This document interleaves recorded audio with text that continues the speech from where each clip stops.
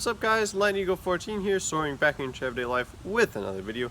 In this video we're going to be doing a recap video of Endwar 2019. I'm going to be sort of talking about how it went, what happened, and how my first HVZ experience and my first Endwar went. So diving right on into it, I'll just kind of give a brief overview of like what sort of events happened. So on Friday we had FoamCon, which was great. Got to meet a couple of people. I unfortunately missed most of it because I was busy reassembling my double dealer integration Dragonfly because I am having so many jamming issues with it at home that I thought that if I replaced all the internals with brand new double dealer internals, then it would work better.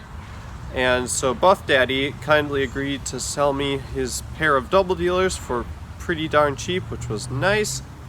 And so I spent the majority of FoamCon sitting in the trunk of my car reassembling my Endwar primary, which was fun. And so yeah, and so I didn't really get to meet or talk to nearly as many people as I wanted to, but I did get to meet a couple of people. I gave Beret his Endwar present, which was the Jankbo Mark II, which I can actually talk about now. So there will probably be a short couple of videos maybe on that in the future. Yeah, and I also got some stickers and a couple of other free stuff, so that was neat. I got to see the brand new Dart Zone blasters, which was awesome. The Adventure Force Savage Spin, the semi-automatic one with the 3 drums on the front, that one looks pretty awesome. I think my brother is going to use that next year for Endwar, which will be cool. Yeah, they also had a shotgun thing, which was rival. It held 10 balls, but only shot one at a time. But it looked like a shotgun. I think that one was pretty cool. That would be great for cosplay. They also had the Destructor, which is like the Command Fire 2.0. That one looks pretty awesome as well. It's hopper fed like the Command Fire, but it has a faster fire rate. And instead of the pistol grip, it has a chainsaw grip type thing, kind of Prometheus style, which is pretty neat. And it also has a little loading door on the side so that you can load in one dart at a time, infinite style, instead of the full hopper reload like the Command Fire. Really like the look of that blaster as well. They also had their Chronos type blaster. I can't remember what the heck that's called either, but it's basically a Chronos, but $10, which is cheaper than a Chronos, and 6 or 5 rounds, and it loads in the front, which is interesting. Yeah, FoamCon was great. Got all my blasters checked in, got the bandana, safety briefing, all that. And then there were 2 hours or so in between FoamCon and Mission 1. Oh, and I also got to talk to Dan and Adrian Kelly, and I got to fire a Taurus blaster. That was pretty neat. Thanks for that. Yeah, the Taurus is a bullpup Springer, kind of like the Chimera, but really not at all. It kind of looks like a Hades almost. It's pretty cool actually. Yeah, and then we had Mission 1, which was interesting. They split us up into 4 different houses, kind of like, because the whole event was Harry Potter themed, but they couldn't really use the Harry Potter like actually terminology because then they were infringing on copyrights or whatever. So we had bravery, creativity, intelligence maybe, and ambition. So you had Slytherin, Hufflepuff, Ravenclaw, and Gryffindor. And Slytherin ambition was Troll Squad for that mission, and they basically completely pursued bravery. And so bravery had a really hard first mission, and the group that I was in, creativity, we had a stupidly easy first mission. I mean, there were 4, maybe 5 zombies that attacked us the entire mission, and nobody died. And then intelligence, or whatever the Ravenclaw one was, they also had a pretty easy first mission. They managed to accomplish all their goals super fast, despite not having any local players or anyone that was super familiar with the campus. They actually accomplished the mission so fast that the mobs were trying to stall them and delay them from completing them because they were just sprinting through the objectives so fast. So yeah, that was interesting. So the different groups had vastly different experiences for the first mission, which was interesting.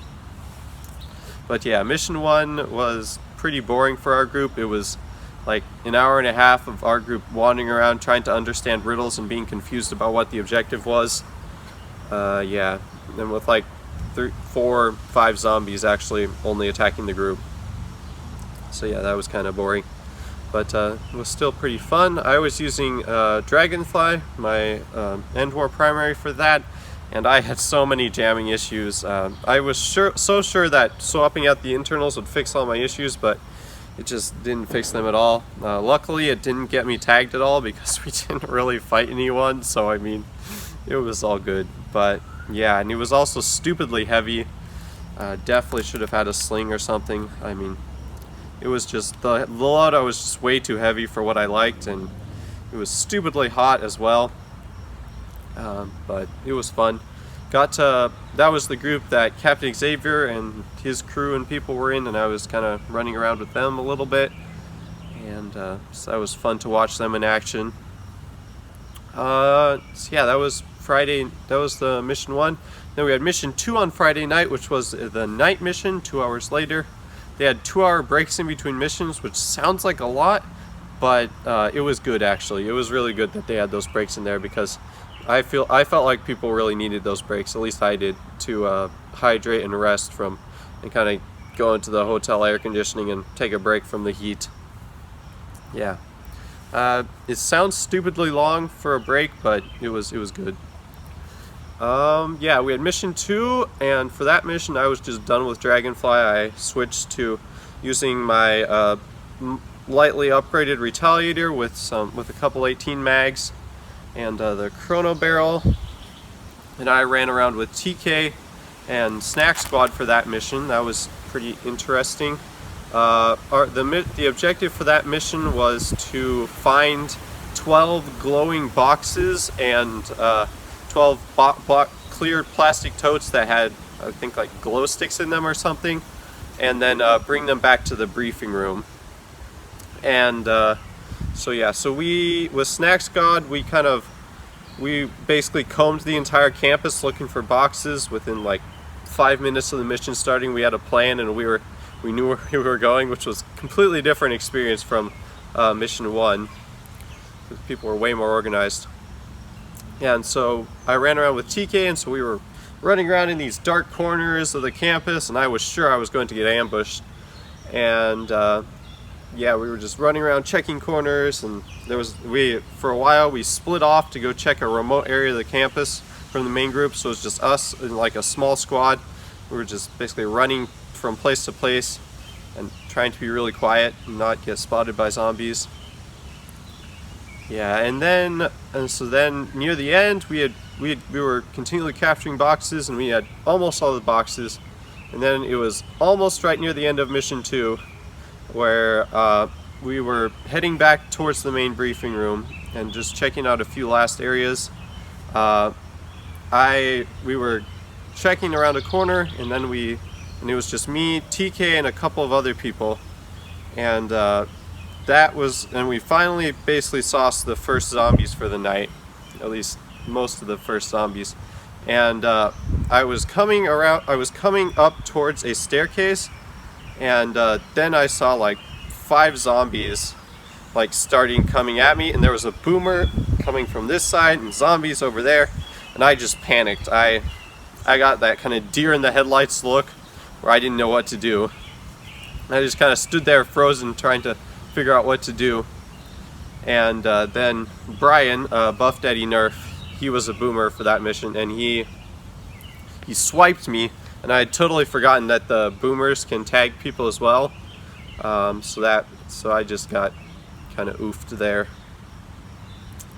Yeah, and I would have died anyways there probably, because right after I died, he started booming, and then I would have been killed by the 5 or so zombies that started respawning around him. So yeah, I went out without firing a single shot right early in the game on Friday night. So that was interesting. So then I played zombies for the last like 10 minutes of mission 2. And that was pretty entertaining. I had fun hiding behind bushes and dodging darts. That was entertaining. Yeah. And so that was mission 2. Didn't get any tags. Didn't really shoot any zombies. Didn't capture any objectives. Didn't really do anything useful. But it was still fun. And then on Saturday we had a full day of HVZ. We started off with mission 3, and I was a zombie for that, obviously. And right early on near the start of mission 3, I actually hurt my ankle. I charged in a guy. There was a guy like over here, and I was behind some bushes kind of taking cover, and he was firing off to the side and wasn't really watching me. So I rushed him and I sprinted in, and I kind of jumped at him, and I landed and I rolled my ankle a bit and twisted that up pretty good. So I couldn't really run at all for the rest of Saturday, which kind of sucked. Because it's really hard to get tags as a zombie if you're just walking around, because you'll just die. So yeah, that was most of Saturday was kind of boring and uninteresting because I couldn't really run after humans. I was just walking around, which was kind of boring. But then, so we had mission 3, which was to find and kill some magical beasts, I believe. And because they didn't really let the zombies in on the objectives too often or too much. And then we had mission 4. I don't really remember what that one was. And then we also had, oh yeah, and mission 4 was interesting because it started raining halfway through, and at first it was just lightly raining, which was great because it really cooled things down and took away most of the heat out of the air and just made it really nice outside. But then it started raining more, and they had to pause the game several times for lightning, which was good of the moderators. And then eventually the weather started really picking up, and so then we headed back to the main briefing room, and they ended up canceling mission 4 about halfway through. And they told us all that in the briefing room, and then as I went to leave, I looked outside, and it was just pouring rain outside. It was just going down really hard. And so I went out of the briefing room, and I was like, I gotta get to my car. And the thing was, since I was kind of confused about where everything was the whole weekend mostly, so, and for the first mission they had us in one briefing room, and and that was where we were. And then on the second mission, on Friday I mean, and then on Saturday they moved us to the chemistry room, which was on the other side of campus, and I knew there was parking there somewhere because I'd seen people parking there and coming from there. So I had to figure out where the parking was, and I wandered around until I found the parking, and then I parked there and promptly forgot where I had parked my car. And so then when I left the briefing room to go get to my car, I couldn't find it in the parking lots. And so I wandered around in the rain for 20 minutes, or like 20 minutes, half an hour, got completely soaked. That was not very fun. Yeah, I just couldn't find my car. I found 2 parking lots, and I was like, I know I parked somewhere around in here. This looks like the right place, but my car wasn't there. And so then eventually I got a ride from the Detroit Dart Talk people. Shout out to them. That was super nice of them for helping me find the 3rd parking lot where I had actually parked. So yeah, got back to the hotel, changed out of my sopping wet clothes. I mean, I might as well have just jumped into the pool there. It was bad. I mean, my shoes were completely soaked. They didn't dry out until like Sunday morning, and it was bad. But it was okay. So yeah, I got changed out, took a shower, laid in the hotel room for a while, and then it was time for mission 5, Final Stand. And by this time, the humans were still the majority of the players, actually. So it looked like the humans had a really good chance of winning going into Final Stand.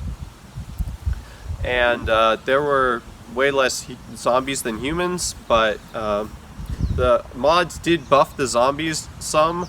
Not extremely, but they did buff the zombies by a bit. They added there was only like 1 or 2 boomers for most of the missions, and then on Final Stand they upped it to like 4 or 5. They also gave everyone pool noodles, which nobody had for most of the weekend. They also changed from 1 or 2 tanks. It's like maybe 6, I think. And they also gave a couple of zombies full sledge shields that would block darts. Yeah, so they buffed the zombies fairly well, but humans still had a pretty good chance of winning Final Stand. But so yeah, we did Final Stand. I ran around with the crew auxiliary for that. Cap and the crew were all dead at that point. They were wearing stupid, silly wigs and talking in ridiculous accents, which was entertaining. Yeah, I finally got a couple of tags on Saturday night there during Final Stand. I got one person on a stairway, and then shortly after that, I managed to run in behind a group of humans and tag like 4 of them out before they noticed that I was there. So that was pretty entertaining. I just went boop boop boop boop and just got like 4 of them before they noticed me and shot me. And I almost tagged out of darts. He was actually on a walkway, and he was backing up with his proton pack, and he tripped. I don't know over what, but he tripped, landed on his back, and it was like sitting there shooting at zombies as they rushed him. And I was like 1 second away from tagging him, and then he got me, and then the next person got him. So that was pretty entertaining. But yeah, and yeah, that was Final Stand. We ended up camping out at the humans' final objective for most of it, and didn't really see a whole lot of humans for most of the mission, or most of Final Stand. For most of it, we presumed that all the humans were dead because we hadn't seen any. But apparently the mods kept telling us that there was a group of like 30 humans running around somewhere. And so eventually we did encounter those group of humans and killed off almost all of them except 2. And yeah, and Bray, shout out to Bray, managed to survive to Final Stand and to basically the almost very end of the HVZ with nothing but a stock Maverick. And so did Connor from Detroit Dart Talk, who was running just a lightning bow, which is basically a single shot mega blaster. So yeah. Yeah, and then we ended up ending the HVZ Final Stand just slightly early because one person injured their ankles, but so the last like 2 humans didn't actually die, but the zombies they declared zombie victory anyways because the humans didn't complete the final objective, and 99.9% of them died anyways. So yeah, that was HVZ. And then on Sunday we had the Foam Pro Tour, and I was with the crew auxiliary team for that. That was pretty funny. I was using my AA bow, which a lot of people really liked. So yeah, we started out pretty well. We had myself with the AA bow, which shoots 230 to 245 FPS. I had it tuned down to that. It was shooting 250 to like 297, almost 300 FPS before I tuned it down. So that was pretty good. We had me with the AA bow. We had one person with a stock Artemis. And then we had 2 people with Caliburns. And then we had Sergeant Armor with a combination of a couple of pigeons and his FDL3. So yeah, we didn't have quite the amount of firepower that most teams had, and nowhere near any amount of experience. I mean, there was like 1 of us or 2 of us that had played the game once, and most of us hadn't ever played the game at all. None of us had practiced together. I mean, most of us met for that very first time that day, so it was clear that we were going to do terrible, and nobody really expected us to do well. We were just a ragtag group of misfits, which kind of represents what the auxiliary is. So that was cool. So yeah, we played our first match against Team Kickass, I think, and we lost that, and they went on to later get 2nd place in the overall tournament, so we were pretty much guaranteed to lose that match anyways. So we went into our 2nd match, which I actually played in because we had 6 players and we didn't want to have everyone, and we couldn't have everyone playing for every round. So we played match 6, or the second match against Florida Foam Flingers, that's right. And I was using my A bow, and we did win that one, but just barely. We scraped by with a victory. We won the first round of the match, and then the next 2 rounds of the match ended up being draws. We won the first round by eliminations, like just the absolute barest minimum that you could possibly get to win a match. Yeah, it was pretty great. I got a couple of tags in that round. We also had one of our guys with a Raven run by past a guy hiding in a barricade and just side sweep him. Pretty good with the Raven. That was pretty awesome. And so yeah, so we won that match, which meant we weren't kicked out of the tournament immediately. And so then we went into our third match, and we did that one against Team IDCP, which stood for If Drac Could Play. It was kind of a meme team, I guess. I never really learned the full story on where the name came from, but yeah, we lost that one pretty solidly. Yeah, they whooped us pretty good in that match. And so then we were out of the tournament for the entire day. So I spent a lot of the day watching other teams play, and then they also had some pickup games going on the other side of the field, just kind of normal super stock games. So that was cool. Got to use a couple of fun blasters in that. I used my rapid fire 20 for most of that, and then I also used a blowgun. That was pretty fun. Yeah, and then watched the finals match of the tournament. Dauntless ended up winning. Congrats to Dauntless, congrats to Team Kickass for placing second, and congrats to Team Paradox for placing third with my boy Beret, and also Spectre from the crew auxiliary, and as well as Archer, Shaggy, and Milan from Germany. So yeah, yeah, and then that was the whole event, more or less. Yeah.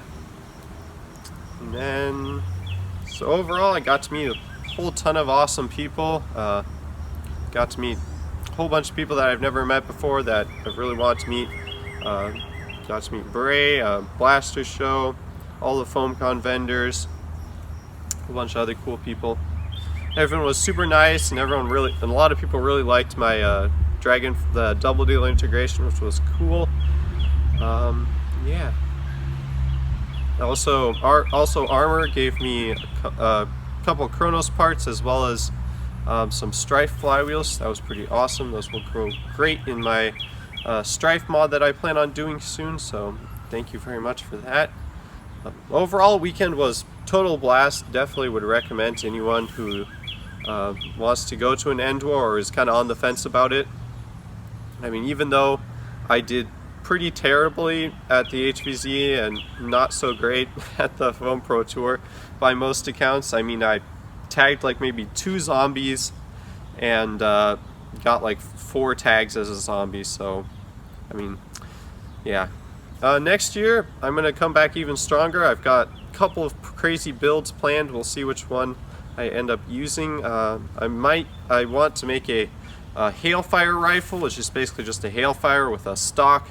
Then I'm gonna convert it to be pump action for the cylinder mag swap, and upgrade that. I also might use a Hoppered Trilogy if it ever gets here. Walmart is just terrible about pre-orders apparently. And yeah, might also use a command fire. I've got an interesting loadout planned with one of those. Yeah, definitely gonna play next year at Penn State. Gonna come back even stronger, hopefully get more tags, hopefully survive longer. I think I learned a lot from this mission, or from this Endwar, and overall had a total blast, and I can't wait to do it again next year. So that's gonna do it for this video. Thank you for watching my super long, super rambly Endwar video. Yeah, hopefully this wasn't too terribly boring, but that's going to do it for this video. Thank you so much for watching, and I'll see you guys in the next one. Bye-bye.